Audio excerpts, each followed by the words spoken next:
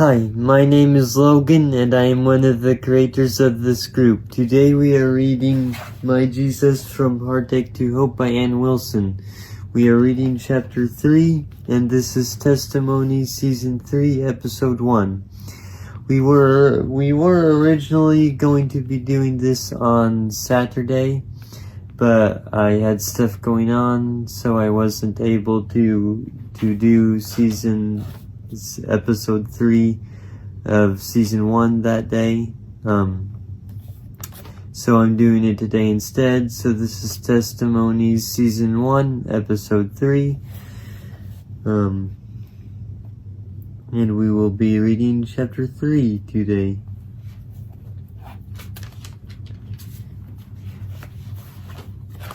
Also, if you haven't seen the other previous episodes yet, go to the Jesus People Facebook page, which is probably the page you're on right now if you're watching this, and type in on the search bar of the Jesus Book Facebook page, type in season 1, Testimonies, season 1, episode 1, and watch that. Then type in Testimonies, season 1, episode 2, then watch episode 2, and then come back and watch this. Or if you want to watch those other two, the first 2 episodes, you can do a lot of scrolling, but it would be better just to go to the search bar and type in Testimony Season 1, Episode 1. Then when you get done with that episode, type in Testimony Season 1, Episode 2. Then after you get done with that episode, you can come back here and watch Testimony Season 1, Episode 3. Also, I am going to be trying to start a podcast eventually called the Jesus People Podcast. If I am able to start it, I will try to put a link to it in the Facebook page, but it will not be on the Facebook platform. It will be on a podcast platform. If I am able to get the podcast started, it'll be called the Jesus People Podcast. So if I'm able to get that started, I will let you know when the Jesus People Podcast is started. Chapter 3, June 7th, 2017. Tuesday, June 6th, 2017 was a gorgeous sunny day. That evening, Mom, Elizabeth, and I had dinner with Aunt Nini and her daughters, Emma and Sarah, on the patio of our favorite restaurant. The soft evening light illuminated our faces as we talked and laughed, and everything seemed right with the world. On our way home, we stopped by the store for Liz to grab a few things. While Mom and I waited in the car, she called Jacob to remind him of a dental appointment later that week. His phone went straight to voicemail, so she left him a message, closing with her usual, "I love you." I guess he let his phone die again, she said, ending the call. That was nothing unusual, and none of us gave it a second thought. Originally, Jacob was planning to go golfing with Daddy that evening, but he changed plans at the last minute, deciding to join his girlfriend for dinner at Hall's on the river, his favorite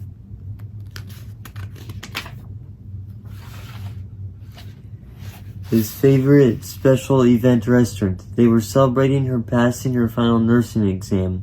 Daddy didn't mind the change of plans. Golfing was his and Jacob's thing. They loved to get on the green together, and there would be plenty of other times to golf. So that night, Jacob spent the evening on the deck of this nostalgic tavern, eating fresh catfish while gazing out on his beloved Kentucky River. Later that evening, I was on the phone with a good friend from school discussing our upcoming sophomore year and all the things we wanted to do before summer's end, including summer spectacular camp. I was excited because it would be our biggest camp yet and was only weeks away. Just after midnight, we talked about Jacob and how he had been helping me plan this setup for camp. I had seen Jacob the night before when he'd come over for dinner. On his way out, he'd stopped by my room to say goodbye. "Hey Annie, I'm leaving," he said, popping his head through the doorway. I was bent over my plans for our camp. "Bye," I said. I lifted my head slightly to smile at Jacob, but I didn't hop up to hug him like I usually would. I was so engrossed in my plans that and I was so engrossed in my plans that I let him leave without a hug. Mom and Elizabeth are night owls and love to stay up collaborating, even after I've hit my limit. They were up until 2 o'clock a.m. working on Liz's artistic contributions to my camp. Daddy had slipped off to bed earlier in the evening, needing to be up early for work. After talking with my friend, I turned in a little before 1 o'clock. "Anne, wake up, Anne!" Elizabeth's frantic voice jarred me from sleep. "Something is wrong. I think something might be wrong with Jacob." My phone told me it was a little after 3 o'clock a.m., and my mind began to spin, remembering that our neighborhood had experienced some recent robberies. Maybe someone was trying to break in. Liz can't see anything without her contacts or glasses, so I rose quickly to look out my bedroom window. On the street in front of our house, I saw flashing red and blue lights, lots of them. I still remember what I was wearing in that moment, shorts with little green four-leaf clovers on them and a white t-shirt. Still in my pajamas, I rushed down the stairs, and when I reached the foot, I froze. Six police officers stood in a line in our entryway, their backs against the front door, hands crossed in front of them. I heard cries coming from the other room, but I couldn't take my eyes off the police officers. When I saw their sorrowful expressions, a deep fear gripped me. "What is going on?" I said. "Please tell me what is happening." But they didn't. They stood calm and composed, but I saw pity in their eyes. I turned my attention to gut-wrenching screams coming from the living room. I will never forget the devastation that met my gaze. My strong, beautiful mama sat crumpled up in a chair crying, screaming and clenching her fist. I felt physically ill seeing her like this. Something must be terribly wrong with Jacob, I thought, as my breath caught in my throat. He must be in some major trouble. As I continued to survey the room, it felt as though time had slowed. There was Daddy, sitting on the couch, weeping with his head in his hands. I had never seen my daddy, the rock of our family, weep before, and it shook me to my core. That's when I knew. Daddy would only cry like that over one of his kids. "Daddy, is it Jacob?" I dared ask. "Is he dead?" He raised his head, and his vacant eyes met mine. "Yeah," and his tone dripped with angry disbelief. "He's dead." Everything seemed to stop as my dad's words ricocheted in my mind. "He's dead?" I could barely catch my breath as my mind reeled with this impossible information. I felt my body go cold as I stood utterly still, unable to move. "No, this cannot be true," I thought. "I just saw Jacob last night." God's voice in the dark. As the unbelievable knowledge of my brother's death bombarded my being, God's voice filled my mind. For the first time in my life, I heard God audibly speak to me. "Anne, are you going to trust me, or are you not?" The voice was commanding yet gentle. Even though I had never heard God speak to me in this way, I instantly knew it was His voice. I also had a keen awareness that He wasn't going to be upset with me if my answer was no. He would not be mad if I didn't trust Him. This encounter was His firm yet kind way of making me choose what I would do, where my trust would be from the very first moment of my grief. I turned away from my dad and gazed across the front hall into the family room, where my eyes landed on a portrait of Jacob, Elizabeth, and me, happily smiling into the camera. "Jesus, I trust you," I whispered. Those were the first words that left my lips after I learned of my brother's death. "Jesus, I trust you." That utterance was the first of many miracles to follow. As soon as the words left my lips, a sense of heaviness lifted. I was still in shock, still numb and sick with grief, but somehow I felt lighter. Then He spoke again. "I'm going to give you everything you need to push through this tragedy." I sensed God fulfilling my being with His words, and I believed Him. I knew I was facing something harder than I'd ever experienced before, but I was sure He would help me through it. I turned to speak to the man standing nearest to me, the deputy coroner. "Please," I pleaded, "tell me what happened to my brother." "He was in a car accident," the man said. "We are so sorry for your loss." Then he reached out and placed in my hands a bag of Jacob's things, the items that had been on him when he died. The plastic bag contained his work ID, his wallet, and his receipts from dinner. These ordinary objects made the news all too real. These things should be with Jacob, not here with me. I gazed down at Jacob's work ID in my hands, and his smiling face looked up at me. The image of him popping his head through my door to say goodbye the night before flashed through my mind. He was here just yesterday. How can he be gone? How am I holding his belongings?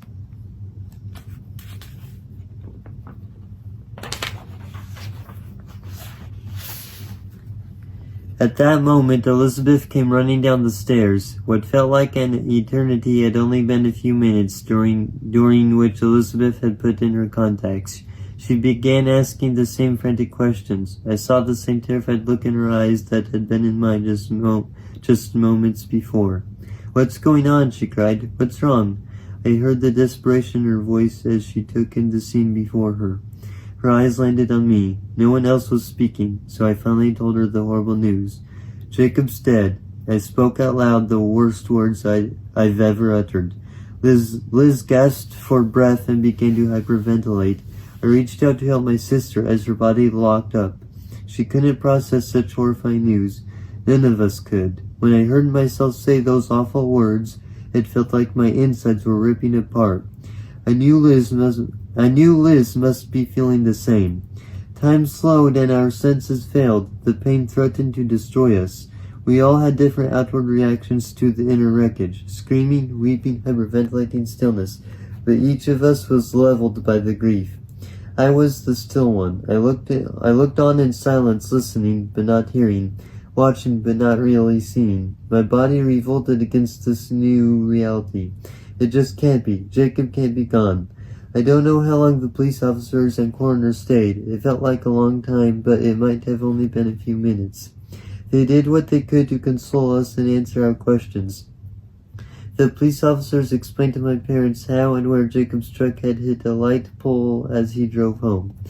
He had died instantly, just after midnight on June 7th. Even with that information, my mom could not accept the reality that her son was gone.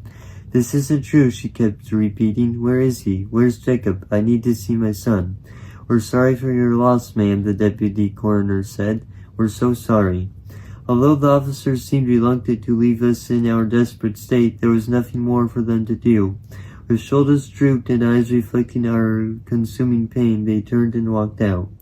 As the door shut behind them, we were left there, barely able to breathe. Surrounded by the darkness of night and the darkness of death, I did the only thing I knew to do. "We need to pray," I said, gathering the four of us together in the kitchen.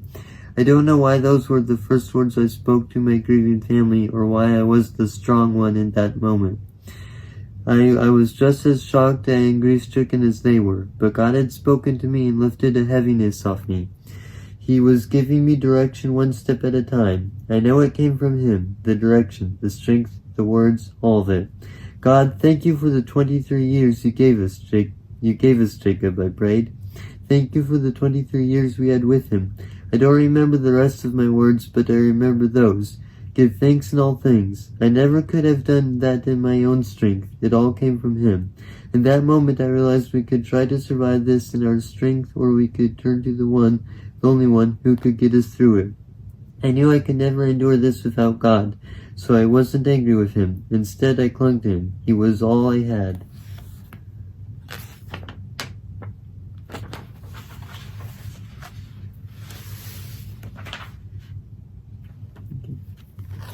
After praying, we went upstairs to our rooms in a daze. None of us had any idea what to do next. When I walked into my room, my eyes focused on the pile of laundry I had folded earlier that evening. Doing the laundry is my job in our household, so that pile was a commonplace sight. As I stared at the neatly folded clothes, a surreal thought filled my brain. Who would have known that 6 hours after folding these clothes, my brother would be dead? Our minds protect us from what is too much to bear, and that was happening for me. I felt numb and disconnected, noticing odd little details around me. Jacob had left us that night just after midnight. Literally seconds after he left this earth, I had been casually conversing with my friend. We spoke of Jacob as though he were still with us, but he wasn't. He had just died in a car crash on his way back to his apartment. Jacob immediately joined Jesus, yet we had no idea he was gone. I walked over to my parents' bedroom and saw them in their agony. Maybe someday when I'm a parent I'll understand a tiny fraction of what they have suffered in losing their baby boy. They were hugging each other tightly. As the pain overwhelmed her, my mom began to rip my dad's shirt, not even realizing what she was doing. The pain was too great to be contained in her little body. Mom, I offered gently, taking a step toward them. Remember what you've always told us kids, that we are only on loan to you from God. Mom turned to look at me and then reached out to draw me into their embrace. As we stood there together, I wondered at the words I had just spoken. I don't know how I knew to say that or how it impacted my mom, but it just came out. As excruciating as that statement was, it was true. Visions of Jesus. By the grace of God, despite my shell-shocked state, I knew I needed to call Pastor Cameron next. I'd recently been attending the youth group at his church and occasionally visiting on Sunday mornings. Because I looked at Pastor Cameron and Erica as mentors, I knew I needed their support. As I pulled out my phone, my dad leaned against the wall and melted to the floor, tears streaming down his face. The phone rang and rang. Of course, Pastor Cameron was asleep at such an hour. I tried again and again. When he finally answered, I broke down. Through my sobs, I managed to say, "My brother is dead." No, Pastor Cameron said. "It can't be. No, it just can't be." He told me later that my call had given him flashbacks to losing his own brother-in-law and best friend. "I'll be right there." I didn't have to say anything else. 20 minutes later, Pastor Cameron walked through the door. He was the first person we told and the first to come. He entered our devastation with us, knowing firsthand the pain of losing someone you care for so deeply. He sat with my mom on the couch and began to weep with her and pray with her.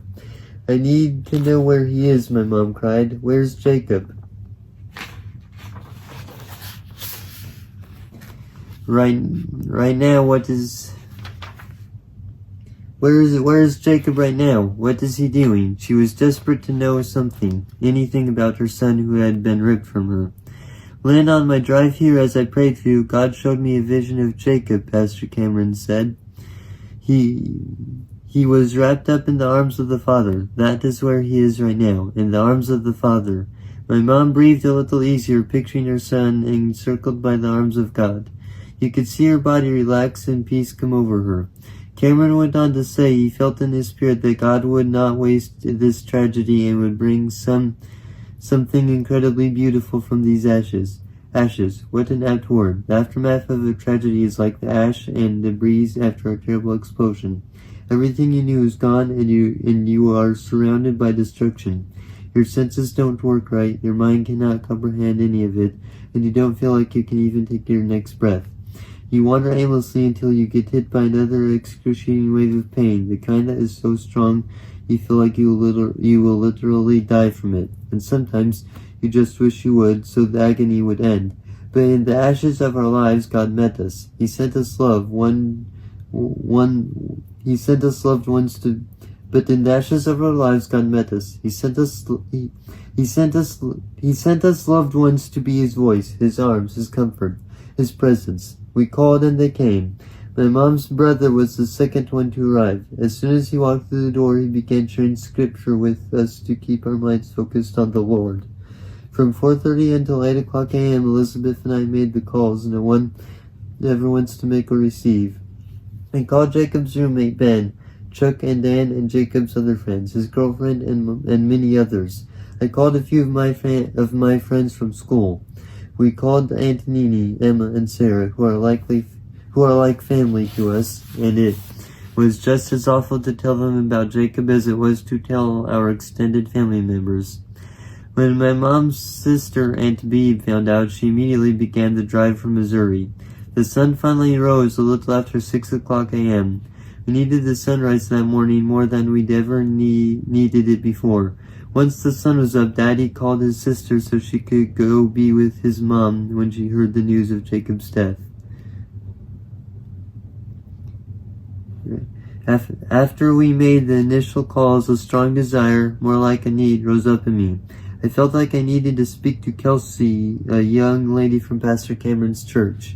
I knew her from my frequent visits to their church, and I looked up to her as an example of someone who follows Jesus well. She had also gone to the same high school as Jacob for a while, so she had a connection to our family. Still, I didn't know why I felt such a pressing urge to talk to her right then. All I knew was that I could not shake the feeling. I asked Pastor Cameron if he would ask her to call me, and a short time later my phone rang. I walked out onto the patio to speak with her alone. The first sound I heard when I picked up was Kelsey weeping. Pastor Cameron had already told her, "Alright guys, I gotta go. I'm getting a phone call. I'll see you guys in the next one. Bye." Hi, my name is Logan.